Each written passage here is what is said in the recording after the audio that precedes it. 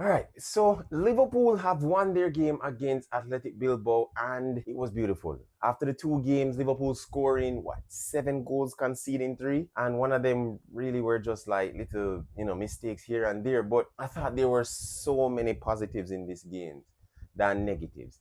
I thought how we played it was absolutely sensational. How we adapted off the ball was also very good. How we handled the ball in possession, what we were trying to do, how we looked out, how we moved around in spaces, and various players that I'm going to give a shout out to who were just absolutely sensational.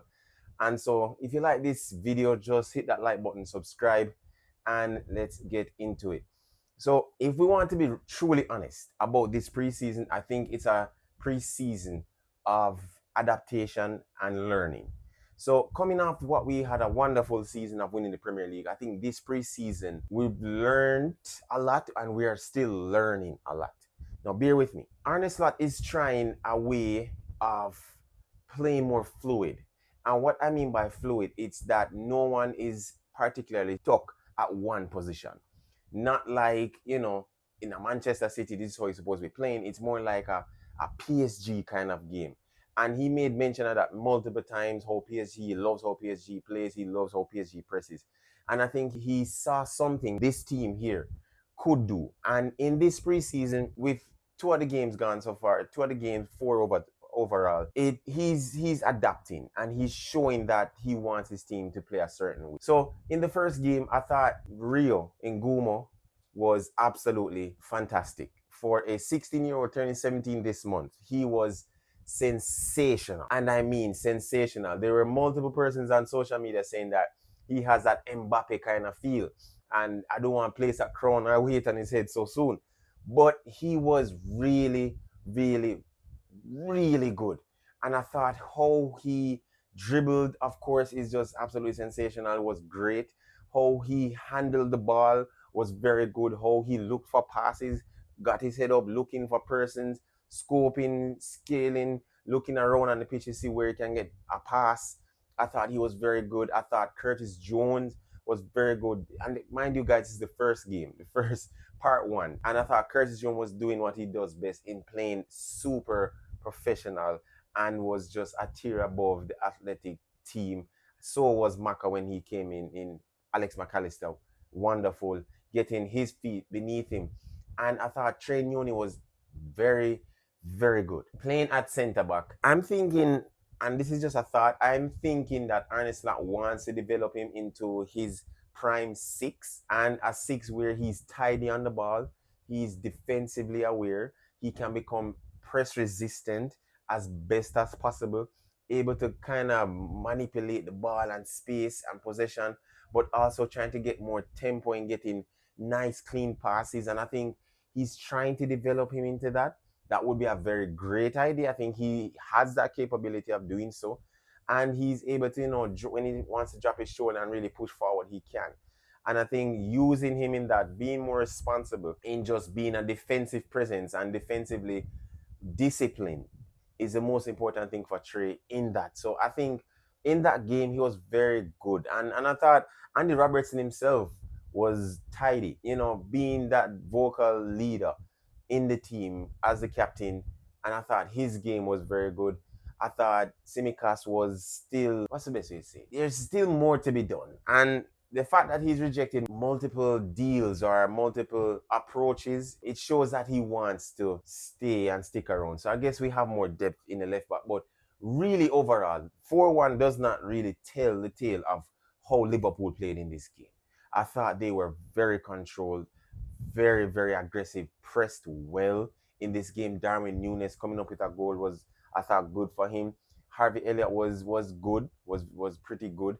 And in that game, after the game, what I can deduce, and I'm probably going to talk about it at the end of the video, so stay tuned, please. But what I thought in this game, for those two in particular, it kind of showed that they may not start this season. And I think what is happening is that it's not that they're being fizzled out. I think the reality has set in that they are not particularly a part of the plans for Arne Slot and what he is looking for his team. Harvey Elliott is a very, very good footballer.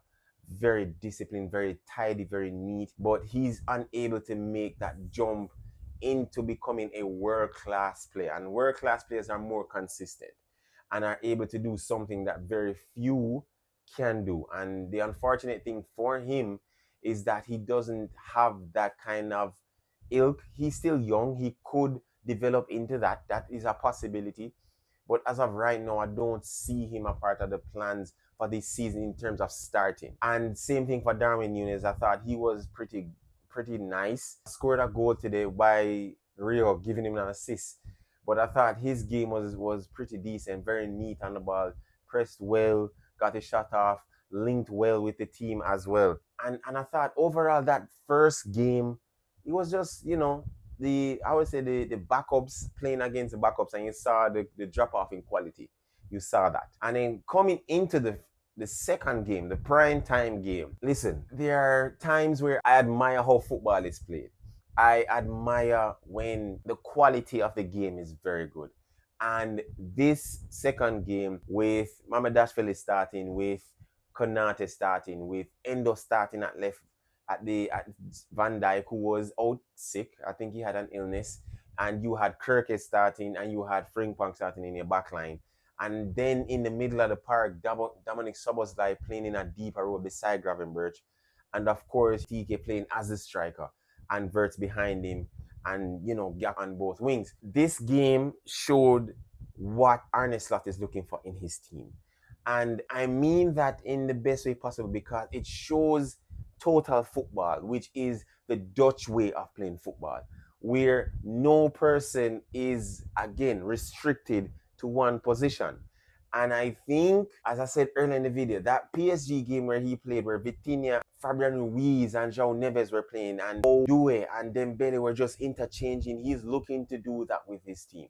He's looking to progress the team in that way of becoming more adaptable to games, where teams don't necessarily have to say, I'm going to mark Gravenberch out of the game. No, it doesn't. It means that Gravenberch can be playing right beside Verts as a 10, and it's Dominic Szoboszlai or McAllister that's playing as a 6. So what do you do then? So it keeps the opponent guessing, and this game showed that. How Hugo Ekitike got the ball linked up, had the left channel, running into the left channel. It was just really fluid, and you saw that. Of course, there were little chinks here. Could have done better, where the team wanted to do more, but I think in the second half they got tired. But there are a few players that I want to give a shout out. In the first game, definitely Rio is starting to show that he's becoming a generational talent. And with more consistency, with more training, with more patience, more than anything, he can develop into that. And I believe he can be that. He should be that with the proper training. But the thing about it is that, again, he is still young. He's still learning more about even himself as to what his strong points are or what his weaknesses are. His game today showed maturity. So little highlights reel here and there with the under 18s and under 21s. He is showing why he should be in the squad. Probably not to start every game, but to even be amongst the top ballers, the mature ones, the adults, the first teamers, and learn to push his game to the max, to the ultimate, to his limit, and to surpass that even this season. So would he start in the starting 11? No, I wouldn't want to start him. Absolutely not. He's still young. But would I keep him around the first team? Absolutely. And what is interesting is that Most has kind of taken him under his wing and trying to show him the ropes, teaching him how to play, how to move, how to beat your man, how to play off the wing, in that sense. And I think that is also good for him in terms of learning that from one of the greats, one of the legends. But then again, also seeing it, which is very, very important. And today, again, he was absolutely sensational. The other person I'd like to give a shout out to, Dominic Szoboszlai, cannot be dropped from the squad. I don't know how Arne Slot is going to do it, but I said it and I posted it and I said to someone in my WhatsApp group, I said that Dominic Szoboszlai is our Federico Valverde of Real Madrid. Why? Because he has 2 lungs. Someone said that he has 4 lungs. But his way of playing from deep, collecting the ball from deep back to goal, and then spraying passes. Listen, man. And then how he is just completely. Listen, Dominic Szoboszlai is going to be a problem. And teams are going to have it difficult to find out how to play him. And what is good about it is that it gives him and Ernest time to understand what his best role per se is. So sometimes he will play on the left side of the midfield and be right beside Florian Wirtz. And then sometimes he plays on the right side, interchanging with Gravenberch. And then he and then he drops back. What was interesting in this game was that, and again, it's all about fluidity, all about persons being comfortable to receive the ball in various spaces, for them to push the ball forward, progress the ball as quickly as possible, which is very, very important. There wasn't any kind of lethargic play or passes where it was just passing for passing's sake.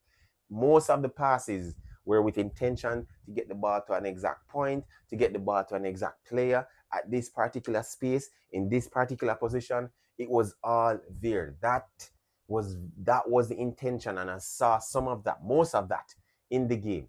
Now, with Szoboszlai and how he played, and I found it was a pattern of Liverpool, and probably something that we're going to look forward to, was that when Dominic pushed forward from the left side and pushed forward, it was Milos Kerkez who came back and he formed a back three with Endo in the middle, the left, and then Konate on the right, and then you had Frimpong pushing wide, right? And then, which was even more interesting, was that when then to receive the ball from deep, and then he became a part of the back three, it was Milos Kerkez that was in the left half space, then when received the ball to push forward. Sometimes Dominic Szoboszlai was hinting to him like, hey, you need to push forward, go further up because you can't stay here, right? And I thought, and I was saying that the multiple occasions I was like, okay, that's probably going to be a pattern.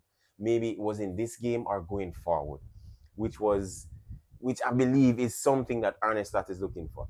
Then when Frimpong, who played very, very good, I thought, especially playing against one of the best wingers in the world, Nico Williams. Yes, it was a preseason and we can't look so much into it, but the fact that he was able to stay the course against one of the best wingers in the world, able to, marginalize him to some extent, keep him kind of more leveled, and kind of put him on alert like, hey, I'm defending you, or you're going to have to track back and defend me because I'm pushing forward or pushing high. Was that Frimpong in some cases came back and it formed a back four, but more often than that, it became more of kind of like a 3-4-3 kind of system where Frimpong was pushing high, and it was Konate that was in the right side of the defense and almost like a right back pushing forward. And then you had Frimpong pushing forward even more. What's wrong, man? Sorry, right? So you had Frimpong pushing high, and it was Konate, it was Endo, and then it was either Dominic or it was Kerkez. And then there were times, particularly the initial part of the press or the initial part of the build-up phase from our goal kick, was that sometimes it became like a three where the keeper split the two center backs, and then it was like Gravenberch who came in and it formed a four. So it was no more like a 4-2-4, or sometimes it became a 3-2-1-3, or sometimes it became a 4-1-2.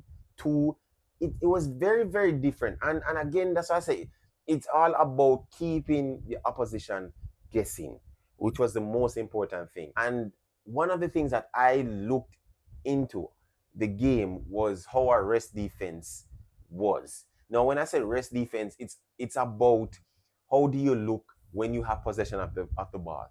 So sometimes it became a 3-2, and then it became a box where it was two here and then it was two in front of them. So that was the box. And then you saw sometime when we lost possession of the game, immediately the opposition at the Bilbao hit the channel, hit a long pass into the channel. So I think Arne Slot is looking at that. Pretty much kind of shows a blueprint of how teams may look to attack us, in terms of they're going to push their wingers high and have them on the wing, or push the. It's going to be very different. And then because Arne Slot is very adaptable, I think he will adapt to how we want to play. Some games it won't be a box four, like two here, or sometimes going to be a three here or a two, or sometimes going to be a two then a three, where one person, both fullbacks or central defenders or wingers are in the half space and you have someone in the middle there just to ensure that the central area of the pitch is condensed and has multiple bodies so you don't get overloaded in that section. So a lot of stuff. But again, we can look forward to what's going to happen in the season, but we can't look too much into this game. But it shows where Liverpool are. And if we're going to rank it a scale of 1 to 10, then I think that we're getting there. We're probably maybe around 7, 7.3 as to how we want to play, which is good. Because if you get it early, sometimes you get figured out and it becomes, a little bit monotonous. But I thought it was very good. I thought how we played, Salah was just world class. We can't not do a bit and not talk about Mohamed Salah. He was world class, scored a goal today. And I said it to someone. I said they were saying like his pace has, fallen off, of course, because the older you get the slower you become. But he has found ways to reinvent his game. And I think this season he might do that again. He might find ways to reinvent himself. Oh, just to bear in mind, subscribe, like, comment, let me know. All right, guys. So he's finding ways to reinvent himself, which is very, very important for a player of his stature, of his ilk, to do so. And I believe how Liverpool want to play is with Salah playing a little bit higher, of course, not so much defensive work, which I still think is going to probably be a little bit of an issue that Arnestat has to address. But he is so smart, so intelligent, so good at finding spaces, so good at getting the ball to persons. He found a pass to Cody Gakpo, literally split the defense in two, and Gakpo just placed the ball wide in the first half. Crazy. Hugo Ekitike today, very, very good. Played well, no offside. Let me just put that there. No offside. His link-up play was very good. His positional awareness was very good. He just glides when he plays. He just absolutely glides across the pitch in the build-up because he had an assist today. He got the ball, did a couple step one and just glided past the defender, which kind of, body position threw him off a bit. But he was very good today. And again, Florian Wirtz, if he continues like this, he may be our Kenny Dalglish of this generation. And I say that to say because it's not just about goals or assists. That number is very, very important. Trophies, majorly important. But I think impact on the game itself. Now, he could go on to achieve greatness and become one of Liverpool's, if not Liverpool's greatest goal scorer. But it's not just about goals for him. I think how he dictates play more than anything without having the ball is a superpower that few have. Messi has, Ronaldo has that, Eden Hazard had that, Mohamed Salah has that, Lamine Yamal has that, Mbappe has that. To some extent, maybe Bellingham has that, Saka has that, and I think Cole Palmer is developing that. There are few players in this world, and I'm saying this right now, that is able to have a team triple take how to defend you without having the ball. His way of finding spaces on the field between the lines is crazy. He is phenomenal at it. And persons are going to be like, oh, you spent 100 million, he didn't achieve much in. Yeah, because they couldn't afford him and you couldn't get him and they didn't want to go to your club. That's really it. That's it. Florian Wirtz starts in any game for any club, period. That is the level that where Florian Wirtz is right now. He starts in any team, anywhere in the world. And I'm including Real Madrid and Barcelona in that. Anywhere. Arsenal would want him. Man City definitely wanted him. Bayern wanted him like forever. Real Madrid wanted him but cannot afford him. Listen to me when I say this. Florian Wirtz is going to, knock on wood, Florian Wirtz, please stay healthy, could have a Ballon d'Or season this season. Could. Because his game is far beyond that of just a 22-year-old. I want people to remember and realize this, that this young man is just 22. He has not tapped into his potential as yet. He is arriving into his potential. And then once he hits his potential, he's going to arrive into his peak. And he's nowhere near his peak as yet. And he's approaching his potential. He is that good. And Liverpool this season are making every effort and are stamping every paper and document to say that we want to go back to back. They are on a mission to go back to back. No matter what the preseason might hold. Man City had bad preseasons and still won the league. It matters not what the preseason might do or look like or how we lost. Listen to when I say that Liverpool are on a mission to go back to back. They want to go back to back. This team, Mohamed Salah particularly, Virgil van Dijk, they have a chip on their shoulder because they wanted to do this when they won it in 2019, 2020, and now have the opportunity to do so this season. They want to be amongst that. This Liverpool team, Ernest, that team wants to be amongst the great teams, the Manchester United, the Manchester Cities, the Chelseas, to win back-to-back Premier League titles. And I think that is the aim. So all in all, I thought it was a good game. As for certain players, I think, and I said it earlier in the video, that I think there are going to be players that may looking for pastors new. One, as based on the reports, is that Darwin Núñez is on his way out. Verbally, it's okay between him and Al Hilal.